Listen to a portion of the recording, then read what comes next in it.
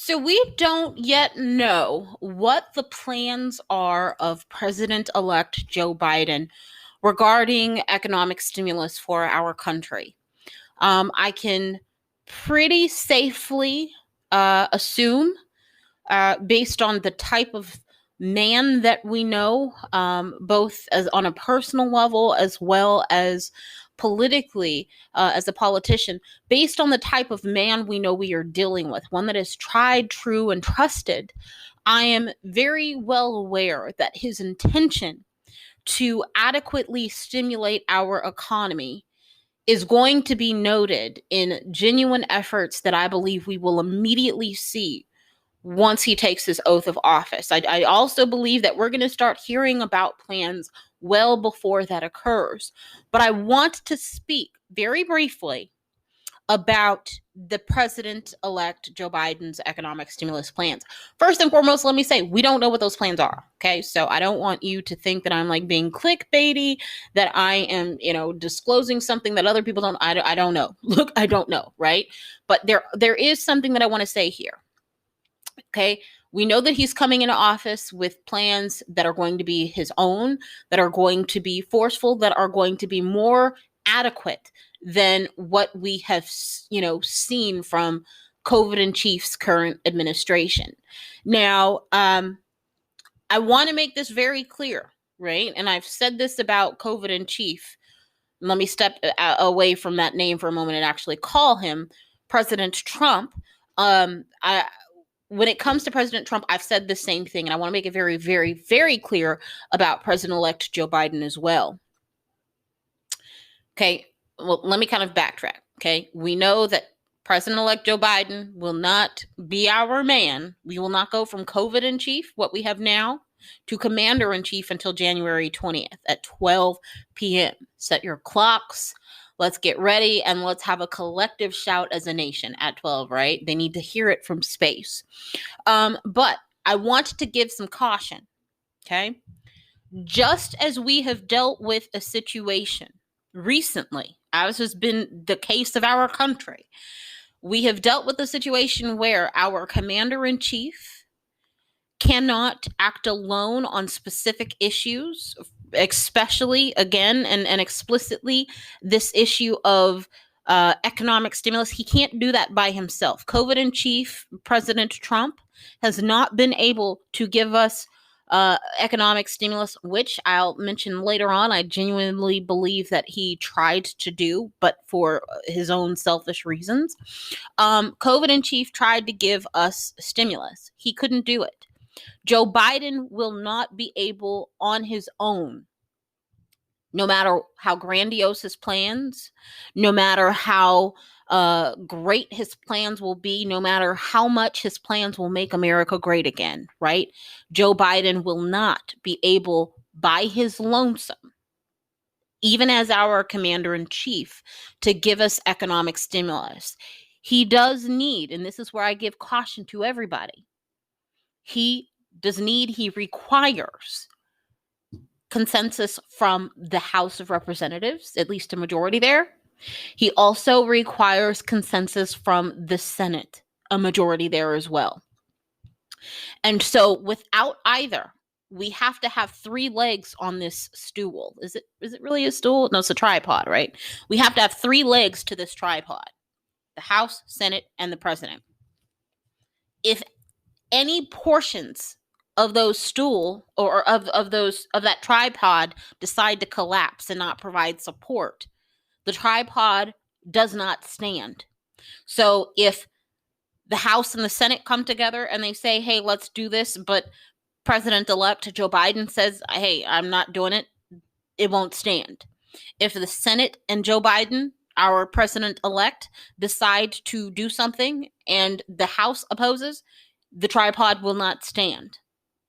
And if the House and President-elect Joe Biden come to a consensus and decide, hey, we need a roaring stimulus package to get our economy going, but the Senate, as has been the historical norm of this past congressional session, if they decide that they are opposed to supporting the cause, the economic stimulus, the tripod, the efforts, the economic stimulus will not be supported. Okay. So I want you to go into this knowing what we are getting ourselves into. I want you to go into this for knowing this for a couple of reasons. First and foremost, because the opposition, sorry, I did my best to put my phone on silent. You know, the little button on the side that you flip, go into silent mode. I swear I did that, but I had an alarm that I did not pay attention to. I even put a thing on my team to like, do not, in Microsoft Teams, do not message me. I am doing the podcast. I thought I was being smart, but I still was outsmarted by technology. Okay, so back to what I was saying. I wanted to make this clear because there are some things that I believe you need to know. The opposition, just as we had seen the groundwork being laid for COVID in chief, President Trump making the case that the election was stolen by kind of sowing seeds of, you know, distrust in our in our electoral process and so on and so forth. We saw the seeds, and I promise you, if you go back to several episodes, you've heard me saying he is setting the stage for X, Y, and Z, and that's exactly what happened. Not that I'm some prophet, not that I'm so amazing, but I mean, it was not hard to figure it out, right? I'm not a political operative and a political, you know, and it was not hard to figure out. Same same can be said here. We can see what will happen. What will happen is if President-elect Joe Biden comes into this with the House on board, which you know he has on lock with Nancy Pelosi, and they come prepared, plan in hand, pin ready to go, shoes ready to run on January 20th, and ready with something by 12:01 p.m. to go and put in the House. You are going to have opposition like you have never seen before in the Senate. Okay? Just go back and look at what happened with what we all refer to as Obamacare, the Affordable Care Act. A lot of people, it cracks me up that a lot of people think that the Affordable Care Act was actually some sort of like democratic, you know, ideal, this thing that Democrats really, really wanted. Democrats actually wanted to take healthcare in this country a lot more towards a single payer system. What we actually have, given a record number of filibusters that President Obama was subjected to with that his Congress at the time, given with just mass amounts of opposition, right? People who from the very beginning said, look, we're going to make it our mission. Our mission is not to govern. Our mission is to actually to oppose at every point and turn, right? Then you ended up with, you know, a lot of Democrats thinking, oh, well, you know, they really didn't want to give us something better. Actually, they did, but they just kind of had to settle. Then you ended up with, you know, some Republicans saying, see, they really didn't want to do it. They just really wanted to sell you a pipe dream. And no, you know, a lot of people don't understand that there's opposition that happens. And that's exactly, before I go off on a tangent on that, that's exactly what we're seeing here. Well, not so much. We haven't quite seen the level of vitriol that we saw, for instance, with Republicans at the time with Obama, for whatever reason, make your own assumptions. But we don't see the same level of vitriol that we saw against Obama while he was president-elect. Elect. What the heck is elect? Is that even a word? But we don't see that same level of vitriol with president-elect, not elect Joe Biden, that we saw under before we were exposed to Obama's first term, President Obama's first term. And so I think it's safe to assume that we can't say it's safe to assume that he won't undergo as much opposition, right? Maybe they learned from their mistake then and they kind of saw that it was bad PR. It was a bad look, because we know politics is all about perception. Maybe they saw that it was a bad look for them after the fact that they had kind of announced that that's what they wanted to do. Maybe they wised up and they decided, we're not going to do that this time, because we'll just kind of play the dumb role and just, oh, that's not what we plan to do, knowing good and well that that's what they plan to do from the get, right? But so we don't know, but I do know this, right? We are going to see a situation where I don't know how much opposition President-elect Joe Biden is going to have to contend with regarding whatever his stimulus plans are, but he is going to have to contend with some. Okay, especially because the Senate is poised to remain under Republican control, most likely under the leadership of Turtle. Excuse me, that is so disrespectful. Brittany, why did you say that? Senator Mitch McConnell, right? So, I like that was I genuinely and like apologizing. I should not have said that. That was horribly rude. So, so anywho, because we are going to be contending with Mitch McConnell, there's going to be opposition. But I will say this, and I said it very, very, very early on, when we still were in a position where there were loads of contenders for the Democratic nomination, that as much as various factions of the Democrats wanted to pull the Democratic Party more left, and if you look at some of what they've been saying, I heard AOC, she recently made the comment that had they actually put more left, if they basically put more left-leaning candidates up, if they had a more progressive left-leaning agenda, that they would have done better. I beg to disagree. The reason that I proposed, and I'm just going to kind of end with this kind of tangent here, the reason that I proposed way back when, even when I proposed this at a time when our organization was focused on other issues. We weren't even yet focused on COVID-19 economic stimulus and relief. I said that Joe Biden is the Democrats' best hope to contend with President Trump. And the reason is because President-elect Joe Biden, he is your centrist Democrat, right? He is, when you think of kind of the old-time Democrats, when you think of Democrats that could appeal to moderate Republicans, to, Republicans who might even be Republicans in name only, not like super Republican, and even those who, again, are like those kind of middle of the line Republicans.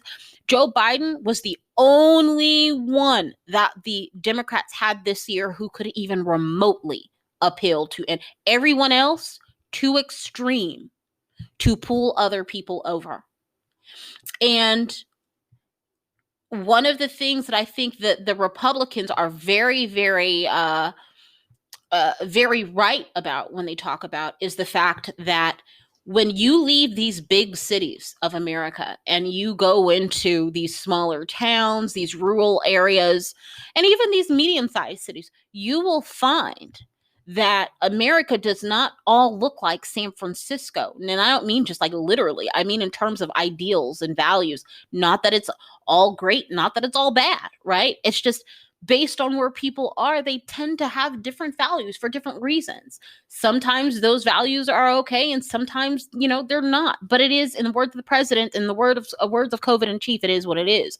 And so the Republicans, one thing that I will say is that they talk about this a lot. At least they used to when they were actually the Republican Party, and not what they are now. Because quite honestly, when I think of a Republican, I think of like John McCain. I think of, actual like Republicans who were decent, who actually believed in the ideas they were espousing. What you have now is a complete and utter circus, right? You need the Michael Steeles to take that party back. You need people who genuinely understand what it is to be a Republican to take that party back. Because the fear that I have is, and let me say this, I'm not one to kind of play the both sides. Oh, both Democrats or Republicans, and they're both good and bad. But genuinely, there are ideals from the left, from the Democrats, that are good, and there are also genuine ideals from the right that are good. But what I fear is that we have, over the last, and it's extended beyond the last 4 years, it kind of and I understand I've gone off way on a tangent here. I was supposed to be talking about President-elect Joe Biden, but this has to be said. It cracks me up that people think that what we are seeing now in terms of the Republican Party and what it is, and I'm using air quotes to say Republican Party, it is not something that just came along with Trump in the last 4 years, right? We had Trumpism before Trump came along, and that Trumpism was uh, in opposition to Barack Obama, right? Remember when he was in opposition to then President Obama, saying, "Oh, we need a birth certificate. You're not an American," and putting all these conspiracies. That's what we had then, right? But even before that, before Trumpism started, then what did we have then? We had the Tea Party, right? When you look at when you kind of look at kind of what we've seen in recent years from the Republican Party, this isn't something that just popped up. And those of you wrongly, and it may be out of ignorance, and ignorance is not a bad. I understand that we've like demonized the word ignorance, but we're all ignorant to something, myself included. I'm ignorant of a whole heck of a lot. But when you look at what we have seen in the last at least 10 years from the Republican Party, this has been a slow kind of process, but it's picked up steam over the last few years, and it's been emboldened under Trump, right? And so the fear that I have on a personal level, especially because I realize that there are things that I personally agree with. I personally agree that some of the values in terms of like traditional and family values, I fall more in line personally with the Republican Party on those. You know, have your own personal opinion, think that the tree outside can be your mom and then the car can be your dad. Do what you want to do. But for me, I tend to fall in line with more Republican values around definitions of family, as well as kind of the impact that I would say that Republicans tend to agree that a family has on an overall community and ultimately our country. This is just my personal opinion. This is not the opinion of the organization.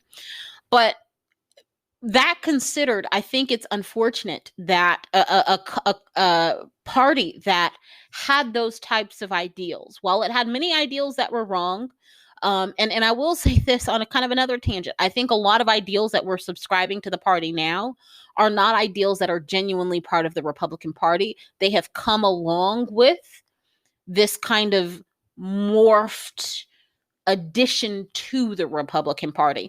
And I blame the real Republicans for not standing up against it and thinking that they could capitalize on it for short-term gain in terms of votes and take advantage of those people, because that's exactly what they were doing. And now you've made your bed. You've got to lie with it, lie in it. You can't. You've married this thing, right? And it's a little too late for a divorce, right? It made you sign a prenup. It is threatening to shoot you if you try to get a divorce. It has taken out a life insurance policy and said, look, if you want to, get a divorce, that's fine, but I'm going to kill you and I'm going to take all your money, right? That's exactly what this thing that has attached itself to the Republican Party. And I caution people from calling what we are seeing now the Republican Party. Not saying that I think it will actually help real Republicans detach, but I think that those who truly can, again, look back at the last at least 10 years and understand what we've seen, Tea Party, Trump, and kind of we've seen this kind of whole QAnon. It's all the same thing, just under a different name. What I think it's in the Bible. It says like there's nothing new under the sun, right? Like it's true. This stuff is not new. This stuff is what we had 10 years ago, right? But what I fear is that even with, there's been talks of Donald Trump coming back or COVID in chief coming back in 2024. And, I have heard it said that the problem he may contend with is that He is even with Twitter, and we don't know how long he's going to be able to last on Twitter, not having the protections of being an elected official. Like, will he actually be held accountable for violations of terms of service? Who knows? But if he is able to kind of stand on Twitter and kind of keep a hold on the American people in that way, not saying that many people are going to care as many in the future as they do now. The question is, will he still be relevant in 2024? But the problem is going to be for those actual real Republicans that are still out there, they are not going to be able to, and I hope that they are not living with this delusion that they can now just kind of say, okay, crazy is gone, let's try and take our party back, like he tried to take the country. You have married yourself to this man. Think about how many QAnon Tea Party people have been elected into political office now. You cannot get away from that. And I think it's so unfortunate, because if it were early on, I honestly believe that they literally could have forced these people out. Like, literally, go call yourself something else. Do not call yourself a Republican. But it is too late for that now. Where they go from here, I don't know. But I do know that leadership in the Republican Party need to, while they have failed to want to come together and get a unified plan for COVID-19, they need to come together and get a unified plan for their party. One that acknowledges that Trumpism, Tea Partyism, QAnonism is alive and well within their party, not because it is genuinely part of it, but because they have allowed it to seep in. Take what's the phrase that they use all the time? Personal responsibility. Take personal responsibility for it, come up with a plan. Then and only then can you actually hopefully make something happen. There really is no guarantee. I don't know. Literally, I question, is this a situation where the Republican Party is going to have to, not literally, but figuratively die and almost reinvent itself in a way that purges that negativity? Not saying that you have to come to agree with a lot of this stuff that the other side agrees with. That's not what I'm saying. And there will be a lot of people who try and use this time or this argument to say, see, you need to come over to the left and agree with all of our stuff. No. Because I said earlier, and I very well mean, and it's very, very well true, what plays in San Francisco does not play in Odessa, Texas. What plays in Los Angeles does not play in, I don't know, what's another place? Does not play in some parts of Mississippi, and vice versa. That doesn't mean that one place is wrong. It's just, there's different strokes for different folks. And that's one of the amazing things about America. And I think it's unfortunate that we have to have kind of these competing interests.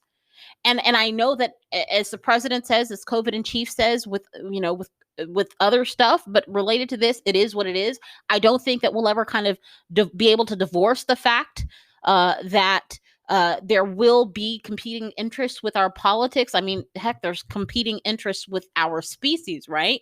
But it is what it is. But we have to find a way to make it work, because it can't be this whole, and I've used this example before, and I'm going to end my, rant here in a minute, but I've used this before when I talk about how personally and as an organization, we back Nancy Pelosi, not because we agree with her on abortion, not because we agree with her on, a whole bunch of other issues, but simply because on this issue, what is the most pressing issue at this time, hopefully a year from now, this won't be the most pressing issue and we can kind of get to something else. But you're not, realize, people, you're not married to these politicians, right? And I understand that, especially for some of them, their personalities can be captivating. They can be very charismatic. A lot of people need charisma to be able to get to certain levels within politics.